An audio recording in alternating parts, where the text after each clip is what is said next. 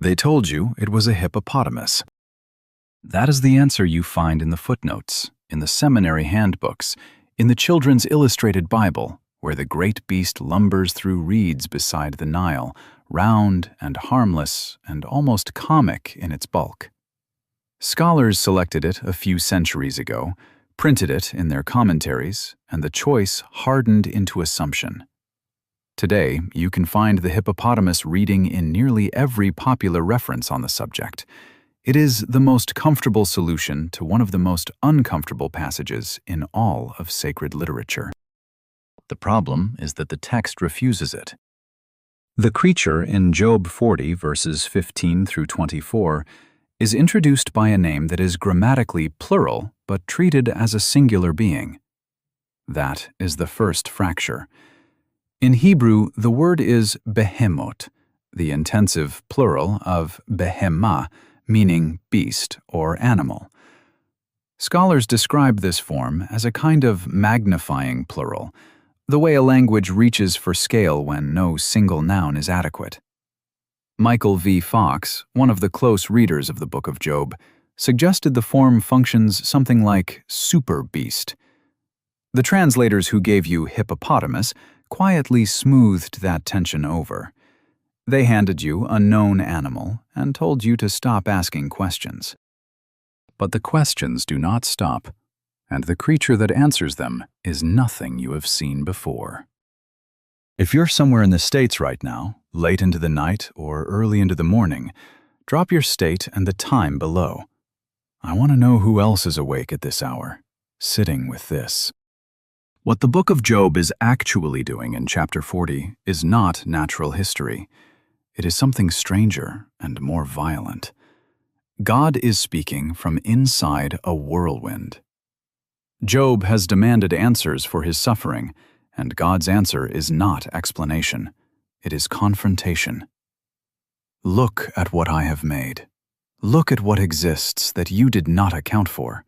Look at this thing I built alongside you, that grazes, that lies in the reeds, and whose bones are conduits of bronze and rods of cast iron. Tell me again that you understand the architecture of existence. That is not a hippopotamus speech. That is a theology of overwhelming mass. The pressure to domesticate Behemoth has a history. Samuel Bochart, the 17th century scholar, made the hippopotamus reading dominant in early modern European commentary. Johann David Michaelis argued for the elephant. Later scholars found in both proposals a certain relief, the relief of recognition, the comfort of a known species. If you can point to a zoological specimen, the terror dissolves. The divine speech becomes a nature documentary. The whirlwind becomes a field guide. That is not rescue, that is retreat. Look at the body. The loins, where the creature's strength is seated. The belly muscles, described not as soft tissue, but as hard and tensile, the word pointing toward firmness, toward density, toward something that does not yield. The tail, held taut like a cedar, arboreal and vertical, a comparison that has broken every hippopotamus reading ever attempted, because no commentator has ever seen a hippopotamus raise a cedar tree tail. And the rescue strategies are humiliating. The tail is not large, they say. The tail means something else. The comparison is to stiffness, not size. That is not exegesis. That is damage control. Then the sinews of the thighs, interwoven, braided. The verb apual imperfect, meaning tightly knit or woven together, as though the interior architecture has been engineered rather than grown. There is even a textual fracture at that very line, a ketiv and kere dispute over whether the word means thighs or something more intimate, something the scribes themselves could not agree on, which is a sign not of confusion, but of the text's refusal to be pinned. And still, none of that is the most frightening line. The most frightening line is verse 19. He is the first of the ways of God, the foremost, the beginning, the chief of God's works. and then the clause that no translator has managed to neutralize. Either only his maker can approach him with a sword, or his maker furnished him with a sword to begin with. Both readings arrive at the same place. This creature is not available to human jurisdiction. It belongs entirely and exclusively to the one who built it. That is not a hippopotamus. That is not an elephant. That is not anything you can find in a wildlife documentary or a zoo enclosure or a museum diorama with a placard. That is something the earth was asked to hold, and barely could. The Greek translation, the Septuagint, did not even keep the name. At Job 40:15, it renders wild beasts rather than preserving Behemoth as a proper designation. And at verse 19, it makes the creature one who is played with by his angels. A deviation so dramatic from the Hebrew that scholars have spent careers analyzing the manuscript tradition behind it. The ancient Greek translators looked at the Hebrew and could not decide whether they were reading an animal, a myth, or something for which they had no category. So they softened it. They always soften it. But the Hebrew does not soften. The Hebrew accumulates.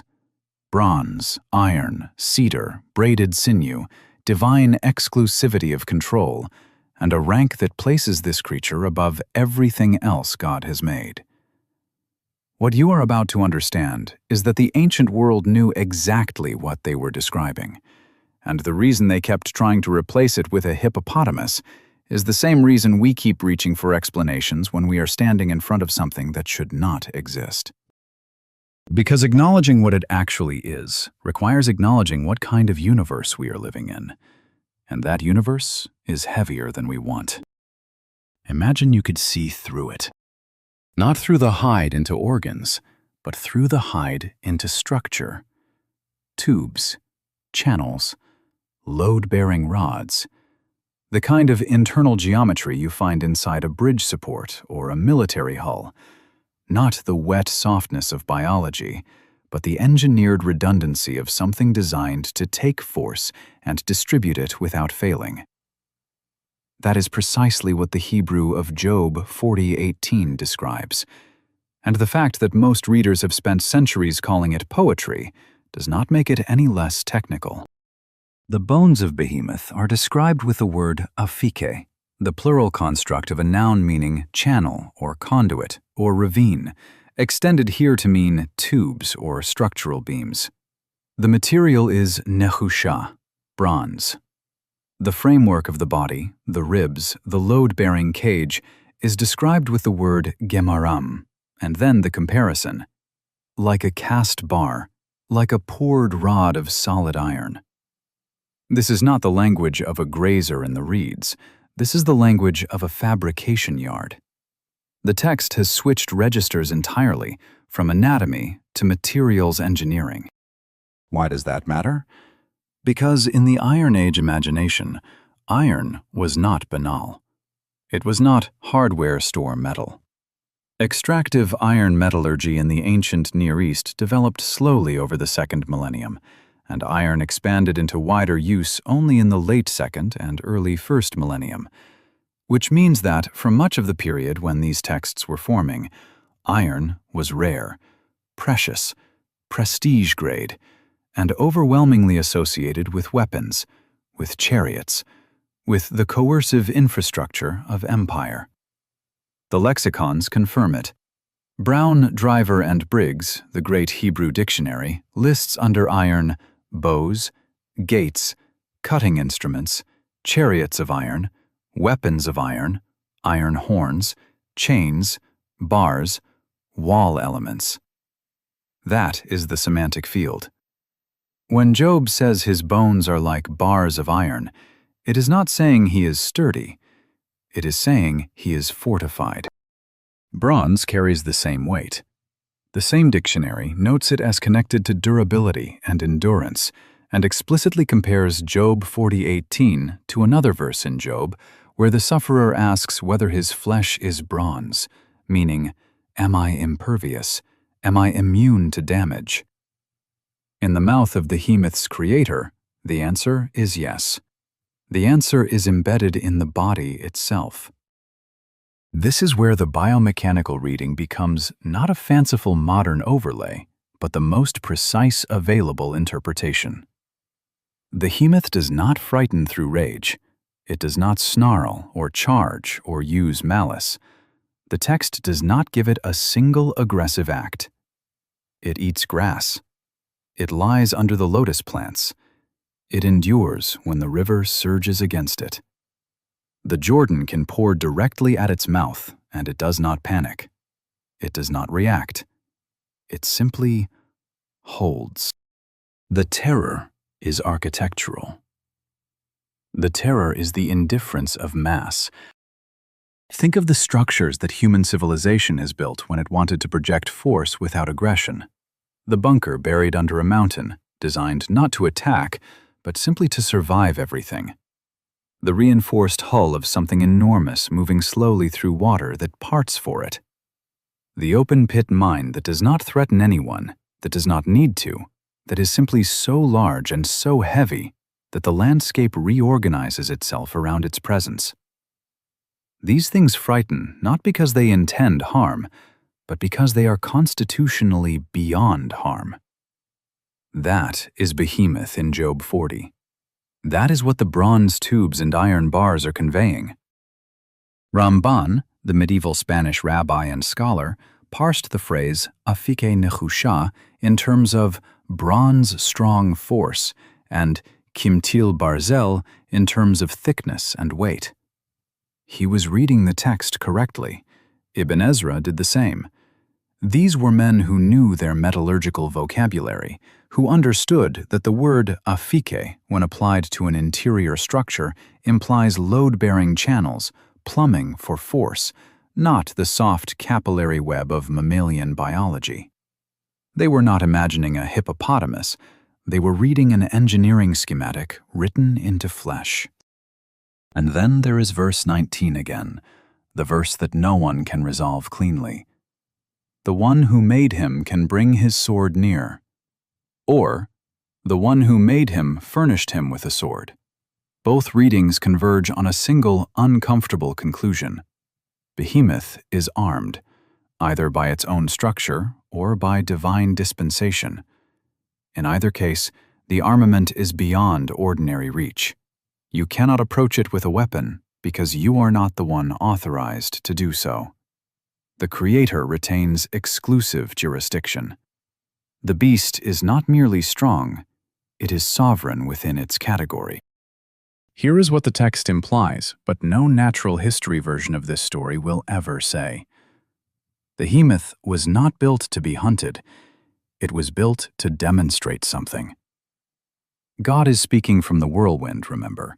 Job has demanded an accounting, a moral explanation for suffering, a juridical framework in which innocent pain makes sense.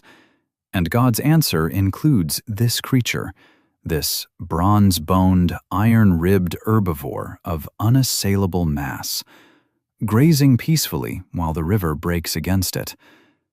The implicit argument is devastating. You do not understand what kind of world you are living in. There are forces in this creation that predate your categories, that outweigh your moral vocabulary, that eat grass and cannot be wounded, and belong to a jurisdiction you have never accessed. Now tell me again about justice. Job had no answer. Neither do we. But the text left us the schematics. There is a second behemoth in the tradition, and it is more frightening than the one in Job. Not because it is larger, not because it is more violent, but because it is managed. The apocalyptic literature that grew up around Job in the Second Temple period, the centuries between the Hebrew Scriptures and the emergence of Rabbinic Judaism, did not read Behemoth as an animal that happened to be impressive. It read Behemoth as a primordial being, created at the beginning of time, separated from its counterpart, and held in reserve. Held. That word carries the whole weight of what the tradition understood. Not released, not roaming. Held, in a specific location, for a specific purpose, at a specific future moment that only the Creator controls. In the first book of Enoch, chapter 60, verses 7 and 8, the visionary describes two monsters separated on the day of their creation. Leviathan, the sea creature, is placed in the watery abyss. Behemoth is placed in a desolate wilderness east of the Garden of the Righteous. The name given to this wilderness in the tradition is rendered variously in translation as Duidane or Dendane or Dudane, the manuscripts disagreeing on the exact spelling, which is itself a sign of how strange and specific this geography is. It is not simply desert, it is a named zone of quarantine. It is a place the text knows exists and that no living person can reach. The text does not say Behemoth is chained there. It does not say Behemoth is imprisoned. It says Behemoth's chest occupies that wasteland, which is a measurement of scale so casual it becomes horrifying. His chest, just his chest, filling a region east of Eden. In 4th Ezra, chapter 6, verses 49 through 52, the logic becomes almost bureaucratic. God kept both creatures in existence and separated one from the other because the seventh part, the watery portion of the earth, could not contain them both. And so, Behemoth is assigned to a portion of the dried land, the part that was set apart on the third day of creation, a zone described as 1,000 mountains. The arithmetic of incompatibility. Even the earth, at its original creation, could not hold both primordial bodies in the same space. So the earth was divided to house them separately, like two pressurized systems that cannot occupy the same vessel. Second, Baruch, chapter 29, verse 4, presses the point into something even more precise. Both monsters were created on the fifth day and preserved. That word preserved is doing enormous work. It means they were not allowed to reproduce, not allowed to spread, not allowed to fill the earth the way ordinary creatures were instructed to. They were made and then frozen in place, held at a single specimen each, male and female of Behemoth, neutralized against each other so that no second generation could emerge. And then comes the detail from the Talmud, from Tractate Bava Batra, 74b, the passage that the rabbis recorded and that no children's Bible will ever print. God created Behemoth, male and female. Had they coupled, the world could not have endured. So God castrated the male and cooled the passion of the female. A being so cosmically excessive that its own reproduction was a threat to planetary survival. Not a threat of violence, a threat of abundance. The world could not sustain two behemoths breeding. The physics of the situation would have collapsed reality before the offspring were born. This is not mythology reaching for metaphor. This is a tradition working through the implications of its own premise. If God created the foremost of his works as a terrestrial superorganism, the secondary consequences are not poetic. They are structural. Two of them breeding means the end of everything else. Therefore, one must be sterilized. Therefore, the other must be cooled. Therefore, the zone they occupy must be sealed and named and assigned. The rabbis were not being fantastical. They were being rigorous. Pirkei de Rabbi Eliezer, chapter 11, verse 4, expands the feeding ecology to match the scale. Behemoth lies stretched across 1,000 hills. It consumes the vegetation of 1,000 hills each day. Overnight, the vegetation regenerates, because a being this large cannot be constrained by ordinary ecological limits. The food supply is miraculous, not as a gift to Behemoth, but as a necessity. Without supernatural replenishment, Behemoth would strip the earth bare in a geological instant. So, the earth is maintained in an eternal loop of consumption and restoration, a system running in parallel to ordinary nature, invisible to everyone except the creator who designed it and the tradition that preserved the knowledge of it. There is a name for what the ancient engineers used to build when they needed to contain something they could not destroy. A containment architecture, a vault, a perimeter, a zone of managed separation. The rabbis, working from their texts, constructed exactly that in their imagination of Behemoth's situation. Desolate wilderness, reproductive neutralization, divine preservation, scheduled release. These are not the features of a grazing animal in a habitat. These are the features of a strategic reserve under active management.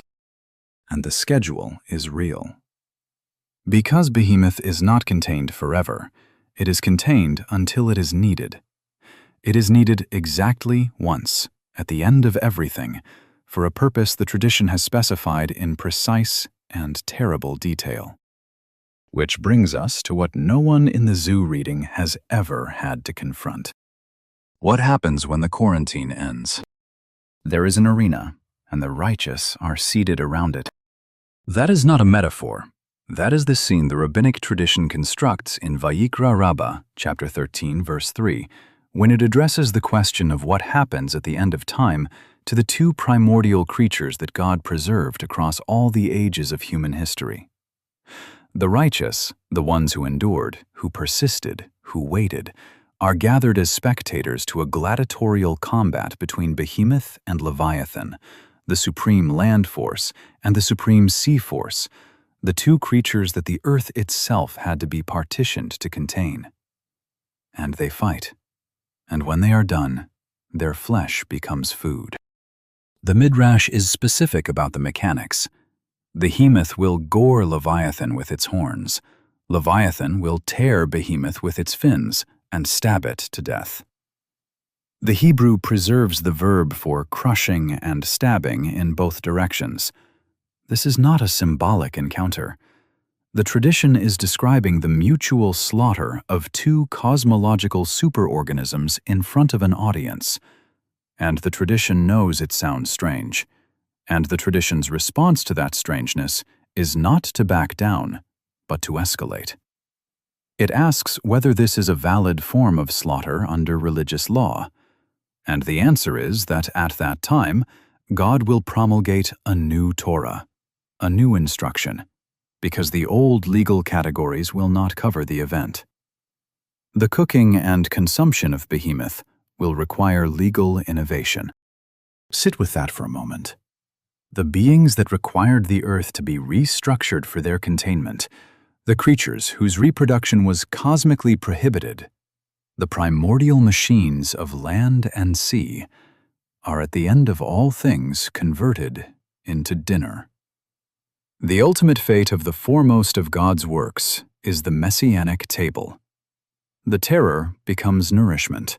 The quarantined superweapons become the main course of the world's final celebration. And Leviathan's skin becomes a tent. According to Bava Batra 75a, the skin of the sea monster is fashioned into a covering for the righteous, and what remains is draped over the walls of Jerusalem as a canopy of light. The two creatures that required cosmic partition do not disappear at the end. They are processed. They are repurposed. The tradition does not imagine an annihilation of primordial force. It imagines a conversion of it, a recycling of excess mass and ancient power into sustenance and shelter and illumination. This is the moment where the documentary has been leading since the whirlwind opened. Job demanded justice, and God showed him Behemoth. For thousands of years after that, tradition after tradition circled the creature, quarantining it, sterilizing it, assigning it a named wasteland east of paradise, feeding it on a supernatural pasture, preserving it like a weapon in a sealed vault. All of that management, all of that structural theology pointed forward to this single eschatological purpose. The beast was made to be held. The beast was held to be released. The beast was released to be slaughtered. The slaughter was designed to be consumed. Behemoth was never a monster. It was a meal in preparation. And here is the irony that reverses everything you just heard. The creature whose sheer existence demonstrated that divine power operates beyond human moral categories, the being that God used to silence Job's demand for justice, the foremost of God's works, is finally made meaningful not by its dominance, but by its consumption. The most terrifying thing God built is also the most generous thing God planned. What crushes becomes what feeds. What cannot be approached becomes what is passed around a table. The tradition does not treat this as absurd. It treats it as logical. Because the same force that is too large for ordinary existence is also, at the end of ordinary existence, exactly large enough to sustain everyone. Think about that through a different lens. Think about the structures you have built in your own life that were, at the time, purely about survival.